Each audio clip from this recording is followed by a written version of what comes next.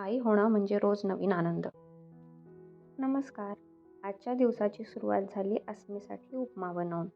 तिने तो आवडीने खाल्ला. आणि बघा, माझी छोटी हेल्पर स्वतःच पीठ मळायला लागली. तिला फ्रेश केलं आणि बाहेर फिरायला नेलं. तिला बाहेर फिरायला खूप आवडतं आणि हे भुबू आम्हाला खूप आवडलेत बरं का. मग बाप्पाचं दर्शन घेतलं.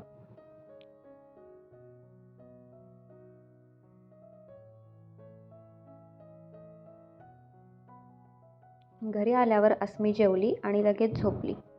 तेव्हा मला मिळाला थोडासा शांत वेळ. आईचं शांत जेवण म्हणजेच रिअल लक्झरी. संध्याकाळी कोबीची भजी बनवली होती. आणि आजकाल आई ओरडली की आम्हाला असा राग येतो बरं.